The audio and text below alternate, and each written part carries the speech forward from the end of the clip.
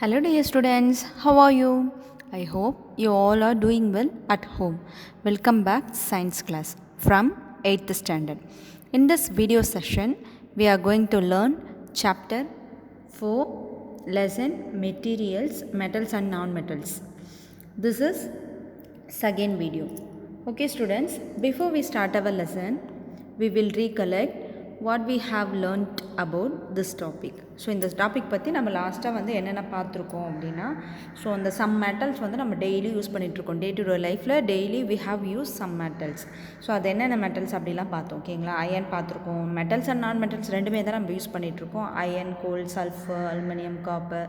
So இந்த மாதிரி metals and non metals எல்லாத்தையும் பார்த்தோம். ஸோ அந்த metals and non மெட்டல்ஸோட physical properties பற்றி பார்த்தோம். ஓகேங்களா, ஸோ அது எப்படி வந்து அதோட மெலிபிலிட்டி, அதாவது எந்த அளவுக்கு தகடாக மாற்றக்கூடிய தன்மை இருக்குது, டக்டைலிட்டி, அதை வந்து எவ்வளோ நீட்டமாக கம்பி மாதிரி நீட்டக்கூடிய தன்மை இருக்குது, அது எந்த அளவுக்கு வளர்ந்து கொடுக்குது அப்படின்றது பார்த்தோம். ஓகேங்களா, சோனாரஸ் ஒளி எழுப்பக்கூடியது. So hard, lustre, malleable, ductile, sonorous and good conductor of heat and electricity. So இந்த கெப்பாசிட்டிலாம் எந்த ஒரு சப்ஸ்டன்ஸ்க்கு இருக்கோ, எந்த ஒரு மெட்டீரியல்ஸ்க்கு இருக்கோ, அது வந்து மெட்டல்ஸ் அப்படின்னு சொல்லியிருக்கோம். இந்த கெப்பாசிட்டிலாம் எதுக்கு இல்லையோ அது வந்து நான் மெட்டல்ஸ் அப்படின்னு சொல்லிட்டு சொல்கிறோம். ஓகேங்களா, அந்த மெட்டல்ஸில் ரெண்டு மட்டும் எக்ஸப்ஷன் அப்படின்னு சொல்கிறாங்க. மெட்டல்ஸ் முக்கால்வாசி எப்படி இருக்கும், சாலிட் ஷேப்பில் தான் இருக்கும். ஓகேங்களா,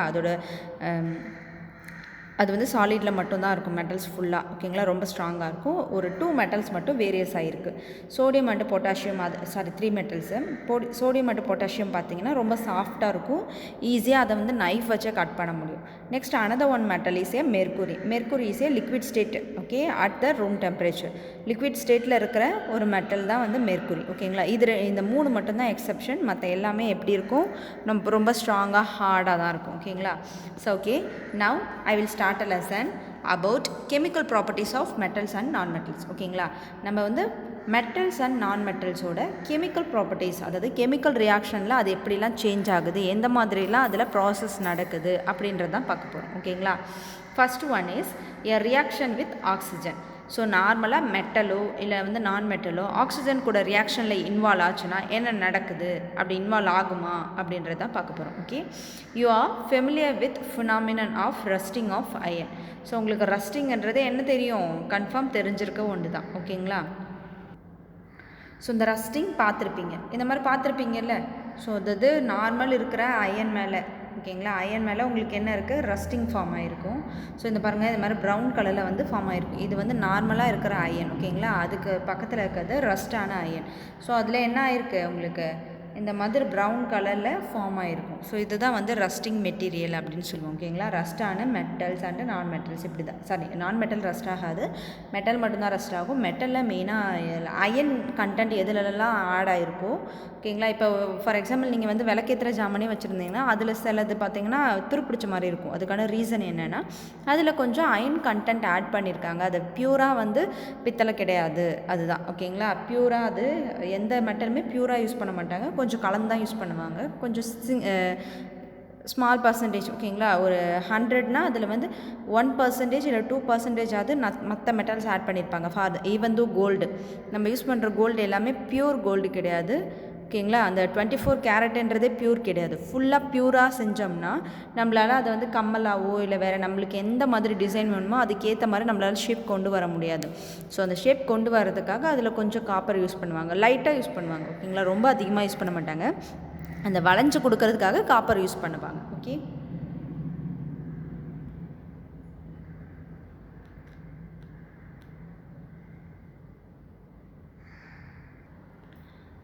recall the reaction by which rust is formed. So rust ஃபார்மேஷனுக்கான ஈக்குவேஷன். ஓகேங்களா, ஸோ அதை பற்றி தான் பார்க்க போகிறோம். You had also performed in class 7th an activity of the burning as a magnesium ribbon in air. மெக்னீஷியம்ன்ற ஒரு மெட்டலை வந்து அது வந்து ரிப்பன் மாதிரி இருக்கும். அது ஆக்சுவலாக கட் பண்ணதான் ரிப்பன் சொல்கிறாங்க. ஓகேங்களா, ரிப்பன் மாதிரி ஷேப்பில் கட் பண்ணியிருப்பாங்க. ஸோ அதை வந்து நம்ம ஏரில் காட்டும்போது அதில் வந்து என்ன ஃபார்ம் ஆகுது, அது எப்படி வந்து பேர்ன் ஆகுது, பர்ஸ்ட் ஆகுது அப்படின்றத பார்த்தோம். You have learnt that in both the process oxide formation takes place. Complete the following reaction of iron and magnesium with oxygen. So இங்கே கீழே கொடுத்துருக்காங்க. இதில் வந்து நம்ம என்ன ஃபார்மேஷன் கம்ப்ளீட் பண்ணணும். ஓகேங்களா, அயன், ஆக்சிஜன், வாட்டர் இது மூணுமே ரியாக்ஷனில் இன்வால்வ் ஆகுது. நம்மளுக்கு என்ன ஃபார்ம் ஆகுது அப்படின்றத நம்ம மென்ஷன் பண்ணணும். ஓகேங்களா, அதாவது நம்மளுக்கு அயன் ஆக்சைடு ஃபார்ம் ஆகும், ரிமைனிங் ஹைட்ரஜன் வந்து லிபரேட் ஆகி வெளியே போகும். மெக்னீஷியம் பார்த்தீங்கன்னா மெக்னீஷியம் ஆக்சைடு வந்து ஃபார்ம் ஆகும். ஓகேங்களா, I will explain the equation. Okay, so இப்போ அங்கே iron with oxygen and water molecule, we have to use these three chemicals. Okay, so இது வந்து ferrous oxide கன்வெர்ட் ஆகும். ஓகே, ஸோ ரிமைனிங் இருக்கிற hydrogen கேஸாக லிபரேட் ஆகி வெளியே போயிடும். ஓகேங்களா, so next one is magnesium plus இது ஜி ஆக்சுவலாக மெக்னீஷியம் ப்ளஸ் ஆக்சிஜன். ஸோ இது வந்து மெக்னீஷியம் ஆக்சைடாக கன்வெர்ட் ஆகிடும். ஓகேங்களா, MgO2. ஸோ இந்த மாதிரி கன்வெர்ட் ஆகிடும். இதுதான் வந்து மெயின் ஈக்குவேஷன். இது 2 ஆக்சுவலாக O2 MgO2. So this is a main equation of these two. So இந்த ஈக்குவேஷனோட கம்ப்ளீஷன் இது. ஓகேங்களா, இதை வந்து ரைட் பண்ணிக்கோங்க. Next this is a rust suspension. ஓகேங்களா, எப்படி வந்து ரஸ்ட் ஆகுது, அந்த ரஸ்ட் ஃபார்மேஷன் எப்படி இருக்குது அப்படின்றத உங்களுக்கு test for testing the nature of ரஸ்ட்டோட நேச்சர் என்ன அப்படின்னு சொல்லிட்டு பார்க்குறோம். ஓகேங்களா, let us check the nature of a rust formed as a result of an reaction between iron, oxygen and water. Collect a spoonful of rust and dissolve it in a very little amount of water. கொஞ்சம் water எடுத்துகிட்டு அதை இந்த rusting formation இருக்குல்ல அதை துருப்பிடிச்சிது, அதை வந்து தொருண்டி எடுத்து ஒரு ஸ்பூன் எடுத்து இதில் ஆட் பண்ணிக்கணும். ஓகேங்களா, you will find that the rust remains suspended in water கீழே வந்து நிறையா வந்து என்ன ஆகிருக்கும், கீழே அப்படியே சஸ்பெண்ட் ஆகிருக்கும், அதாவது கீழே வந்து படிஞ்சிருக்கும். சரிங்களா, next shake the suspension well, test the solution with red and blue litmus paper. Blue next வந்து ரெட் கலர் லிட்மஸ் பேப்பர், இது ரெண்டுத்துமே யூஸ் பண்ணி என்ன பண்ண சொல்கிறாங்க, டெஸ்ட் பண்ண சொல்கிறாங்க. Because this is an acidic or basic. Okay, நம்ம என்னன்னு கண்டுபிடிக்கிறது, இந்த ரெகனைஸ் பண்ணுறதுக்கு இந்த ஈக்குவேஷன் நடந்த ஃபார்முலா வந்து உங்களுக்கு என்ன ஃபார்மேஷன் நடந்திருக்கு, அதாவது அசிடிக்கா பேசிக்கா அப்படின்னு சொல்லிட்டு நம்மளுக்கு கொஷின் கேட்குறாங்க. ஓகேங்களா,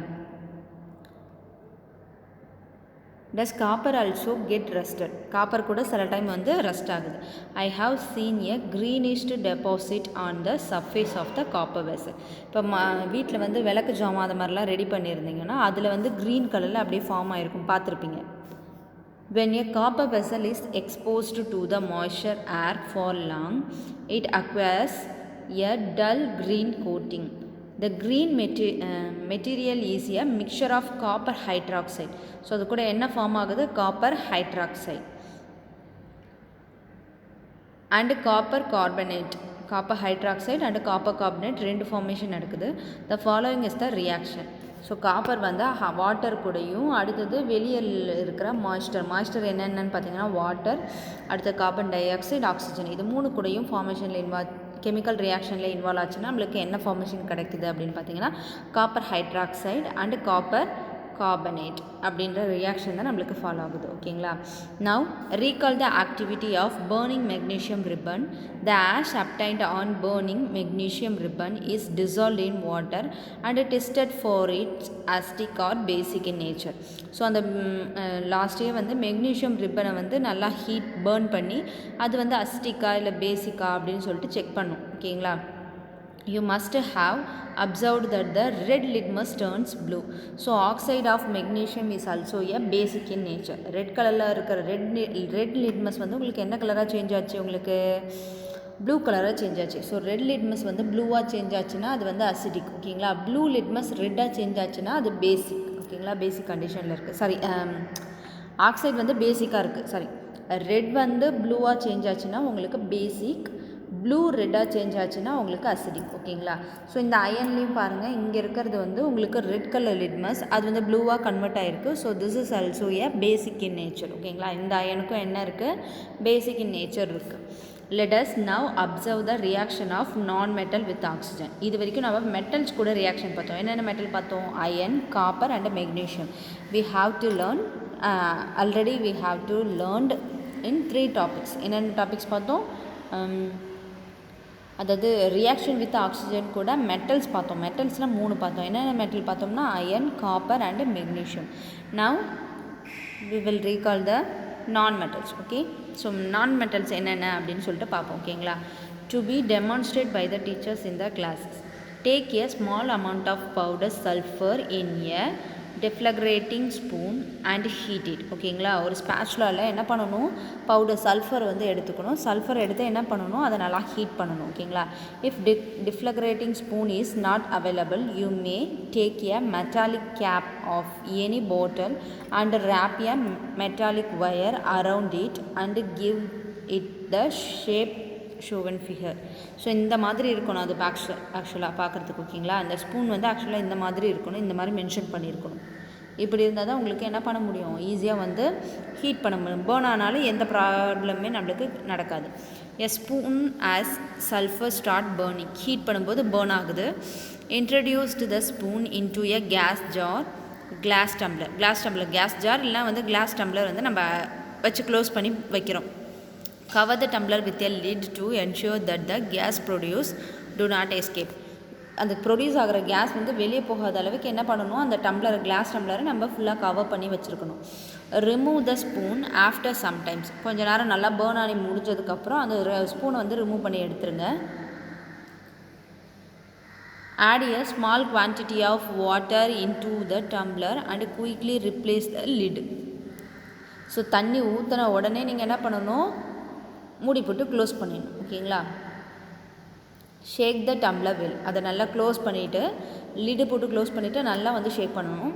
check the solution with red and blue litmus paper. So இப்போ எரிஞ்சதுக்கப்புறம் அதாவது ஒரு ஸ்பூனில் என்ன பண்ணுறோம்? நம்ம சல்ஃபர் எடுக்கிறோம். சல்ஃபரை வந்து நம்ம ஹீட் பண்ணுறோம்.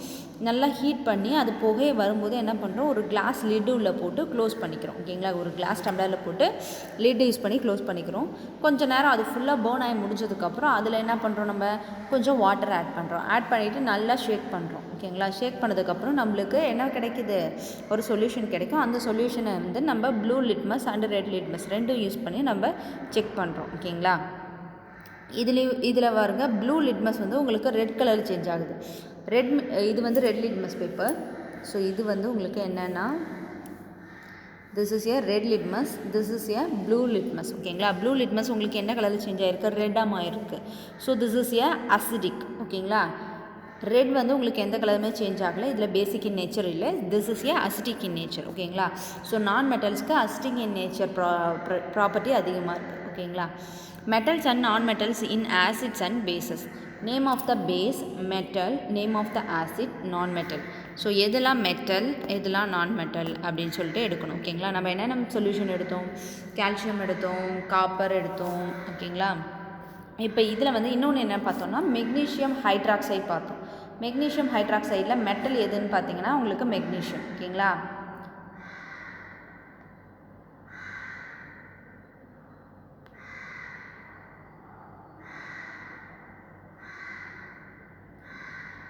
ஸோ இதில் ரைட் பண்ண முடியல. நீங்கள் வந்து நான் சொல்கிறேன், அதை ரைட் பண்ணிக்கோங்க. ஓகேங்களா? மெக்னீஷியம் ஹைட்ராக்சைடு செகண்ட் காலமில் பார்த்தீங்கன்னா மெக்னீஷியம் ஹைட்ராக்சைடு அப்படின்னு ரைட் பண்ணிக்கோங்க.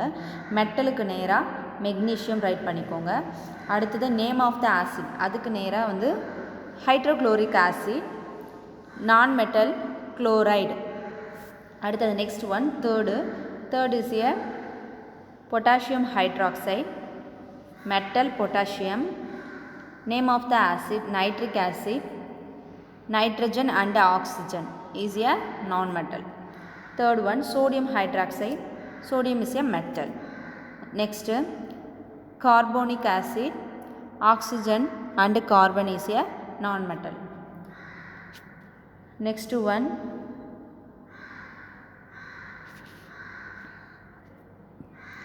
is zinc hydroxide. Fifth one வந்து ஜிங்க் ஹைட்ராக்சைடு. மெட்டல் பார்த்தீங்கன்னா ஜிங்க்கு. அடுத்தது நேம் ஆஃப் த ஆசிட் வந்து சல்ஃபியூரிக் ஆசிட். என்னென்ன நான் மெட்டல் பார்த்தீங்கன்னா சல்ஃபர் அண்ட் ஆக்சிஜன். ஸோ இதெல்லாத்தையும் கம்ப்ளீட் பண்ணிக்கோங்க. ஓகேங்களா? Next one the name of the product formed in the reaction of sulfur and oxygen is sulfur dioxide gas. நம்மளுக்கு அந்த கிடைச்ச அந்த பாட்டிலேருந்து ஒரு கேஸ் ப்ரொடியூஸ் ஆச்சு தெரியுமா, அதுலேருந்து கிடைச்ச சொல்யூஷன் என்னன்னு பார்த்தீங்கன்னா சல்ஃபர் டை ஆக்சைடு கேஸு. அதை வந்து சல்ஃபர் டை ஆக்சைடு கேஸ் கூட நம்ம வாட்டர் ஆட் பண்ணுறோம். ஆட் ஆகும்போது வந்து அது ஆசிடாக, அதாவது சல்ஃபரஸ் ஆசிடாக வந்து ஃபார்ம் ஆகுது. ஓகேங்களா. The reaction can be given as below. Sulphur dioxide gas வந்து நம்மளுக்கு ப்ரொடியூஸ் ஆச்சு, ஹீட் ஆனதும் சல்ஃபர் தனியாக செப்பரேட்டாக இருக்கிற ஒரு சல்ஃபர் ஆக்சிஜன் கூட ரியாக்ஷனில் இன்வால்வ் ஆகிட்டு நம்மளுக்கு என்னவாக கன்வெர்ட் ஆகுது, சல்ஃபர் டை ஆக்சைடாக கன்வெர்ட் ஆகிருக்கு. ஓகேங்களா. அது கூட வாட்டர் ஆட் பண்ணும்போது நம்மளுக்கு என்ன கிடச்சிருக்கு, சல்ஃபோரஸ் ஆசிட், அதாவது H2SO3. சல்ஃபியூரிக் ஆசிட்னா H2SO4. ஓகேங்களா. இது சல்ஃபியூரிக், அது சல்ஃபியூரஸ். ஓகேங்களா. ஃபியூரஸுக்கும் ஃபியூரிக்குக்கும் இதுதான் டிஃப்ரெண்ட். அதாவது 4 வந்துச்சுன்னா ஃபியூரிக், 3 வந்துச்சுன்னா அஸ்ன்னு சொல்லணும். சரிங்களா. Okay. The sulfurous acid turn blue litmus paper red. Blue color litmus paper வந்து red colorல சேஞ்ச் ஆகிருக்கும். So this is a acidic in nature. Okay. Generally oxides of non-metals are acidic in nature. Okay. So base வந்து metals எல்லாமே பேஸாக இருக்கும். So நான் metals எல்லாமே எப்படி இருக்கும், அசிடிக்காக இருக்கும். ஓகேங்களா. Identify the metals or non metals present in them which forms oxide with oxygen. ஓகேங்களா. இதெல்லாம் வந்து ஆக்சிஜன் கூட ரியாக்ஷனில் இன்வால்வ் ஆகுது அப்படின்னு பார்த்துடுச்சு. ஓகேங்களா. மெட்டல்ஸ் எல்லாமே வந்து ஆக்சிஜன் கூடயும் ரியாக்ஷன் ஆகுது, நம்மளுக்கு நான் மெட்டல்ஸும் வந்து ஆக்சிஜனில் ரியாக்ஷன் ஆகுது. ஓகேங்களா. Remaining we will later. Okay students, that's the end of our topic. I hope you all are understand this topic. If you have any doubt, please leave a question in our WhatsApp group. Remaining we will see later. Okay. Thank you students. Thank you to all. Happy learning ma.